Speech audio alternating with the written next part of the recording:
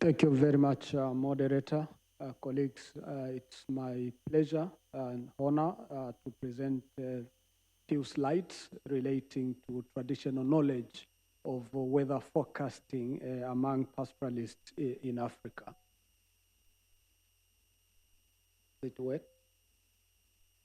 Yes, and by way of introduction, my presentation is structured this way. I'll make a few introductory remarks and then delve into how pastoralists forecast knowledge. And in this way, I want to make some connection or some conceptual links.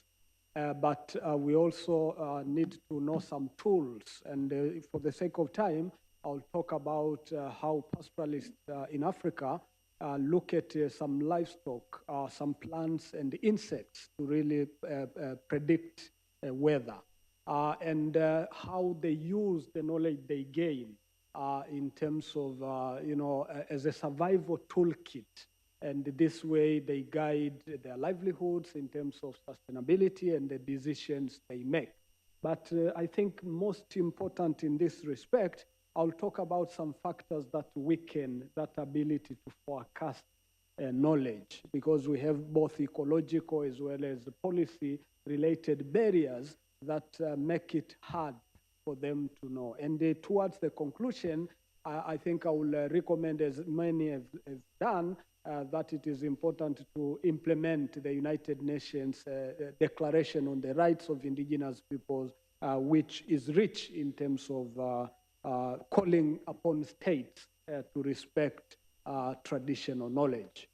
So I think it was very enriching to hear UN officials talk about traditional knowledge, because that was testament that it is now well embraced as a means to adaptation. So both climate scientists, the academics, and the community advocates talk about traditional knowledge. And when it comes to indigenous peoples' traditional knowledge in particular, it is talked in terms of stewardship and as a survival mechanism for climate mitigation. But still, dialogues like this are very rare. I'll mention one example of that has been done by UNESCO, but still dialogues are very rare that bring together climate scientists from the social and the sciences, natural sciences, and indigenous peoples who are knowledge holders. So this is quite remarkable, is one of the really few occasions.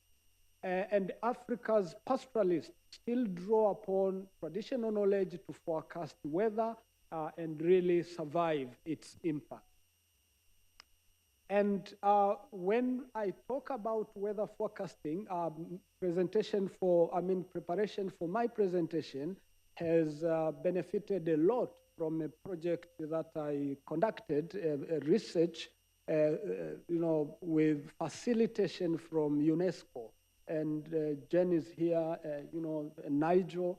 You see, so that enabled me to do an empirical research and also host other researchers in my law school from different parts of Africa.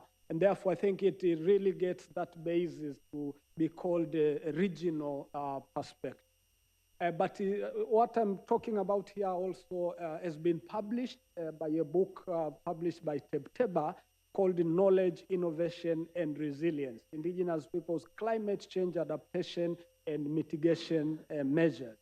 And so what we can learn from all those research findings is that traditional knowledge systems are enablers of survival for pastoralists. And what many people ask, and I think even when you started listening to my presentation, that has come up in your head, is how do herders in a typical rangeland know that it is time now to move to another place? How do they know that there will be no rain in the next 6 months? That is very, very important question. And of course, someone may say, oh, they call each other and ask, do you have rain there? Or probably they travel.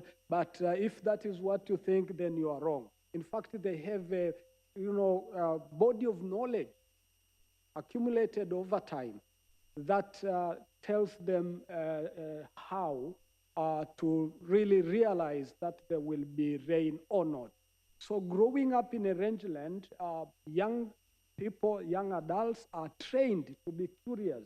So you observe changes in the plants and it gives you some clues. And that knowledge, the astronomical knowledge, is transferred from one generation to the other using oral tradition.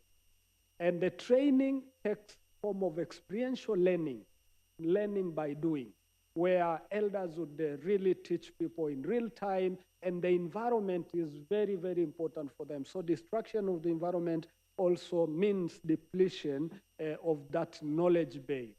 And, the environment, as I said, becomes the laboratory where those experiences and the experiential learning takes part.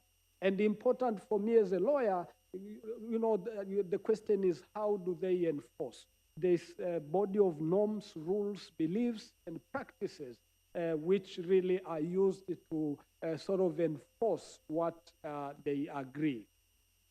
And for the sake of time, what are some of those clues? One is clues that are embedded in goat's small intestine. So when a goat is slaughtered, pastoralists do not just wait to enjoy meat, barbecue. That is an experiment.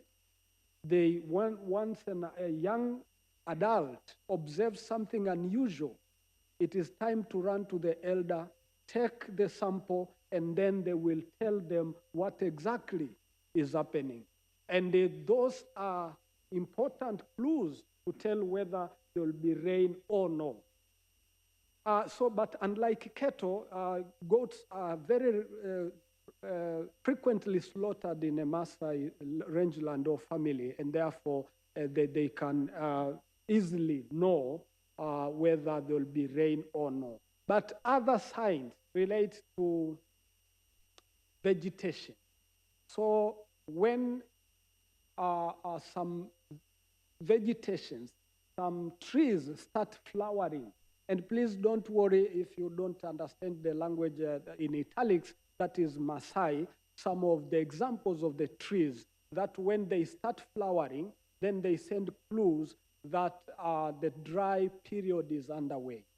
The other fruits as well, when they start fruiting, they know exactly, and that elders will tell you, we have 2 months to survive. So please be careful with the water. Or if it is a clue that there will be excessive rain, they tell people, make sure you go grazing with kids. You don't leave them alone because, there will be excessive rain. But other clues are embedded in insects or some animal behavior. So if there's an outbreak of biting insects, again, please don't worry about the italics. Those are Maasai and other words, other African languages, but is also some clue that there will be some excessive rain. But really, for the sake of time, I know minutes are going, what I can say is that whether pastoralists decide to move from lowland to upland from the point of scarcity to a point of resource abundance, that is a scientific decision. It is made based on experiential learning of accumulated knowledge that tells them in advance whether they are going to have rain or not. And we think that is a coping mechanism. It's a way to survive in the rangeland. But what does that help? One, we said it enhances their traditional economy because it fosters sustainable development and enhanced food security. Look at it this way. If they didn't have that traditional knowledge, is that drought would have caught them unaware, wiping out all their cows, and that is the food system. Yon was talking about the food system. That is pastoralist. But also, it saves their traditional economy from decimation, because apart from just being food, is larger than that. And mobility is the lifeline. It enhances sustainable environmental management. So when they move with their cattle, they leave the rangeland to regenerate, and therefore it is important. But as we said, it's an important food reserve, and weather forecasting skills will conclude that it is a traditional knowledge that is highly influenced by the need to survive in the rangeland. But there are factors that weaken that ability to forecast, because even the certainty of predictions, they may sometimes predict that there will be no rain, and boom, there's rain. What's happening? Number one, there is very high disappearance of plant species that are used to predict weather because of a surge of invasive species. So disappearance of plants, imagine those are the raw materials enabling you to predict the weather, and they are not there anymore. Remember, I mentioned flowers and some fruits. If they disappear, you cannot do anything else. Another is invasive species. The rangeland has been swallowed by bushes. So someone unfamiliar with pastoralism, if you travel in a rangeland and you see bushes, you will celebrate and say, oh, now they are replanting trees. But it's bad news for pastoralists, because that is an invasive species that covers grasslands, converting it into bushlands, and therefore making pastoralists even vulnerable. So shrinking of grazing land resulting in highly constrained mobility, but also other factors are much more, they have to do with legal and policy problems that many governments have converted rangelands into national parks, into reserves, and or some constructions of infrastructure that has really made pastoralism even harder. But by way of conclusion, I think we realize that pastoralism or pastoralists have from time immemorial used their traditional knowledge to survive in the rangeland. It has been an important toolkit for managing their traditional economy.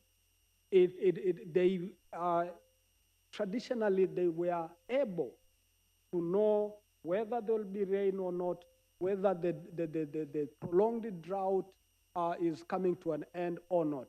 It enabled them to make decisions of where to relocate, because they examine plants, they examine animal behavior, they examine small intestines of slaughtered goats, and make scientific conclusions that enable them to make important, sustainable, conservation, I would say. But the raw materials are endangered. The endangerment of the materials they use to predict is making them unable. But also we have a surge of legal and policy frameworks all over the continent that are unfriendly to pastoralism, in the sense that their lands are increasingly being taken, and therefore that possibility to move across the lands dictated by traditional knowledge is made impossible.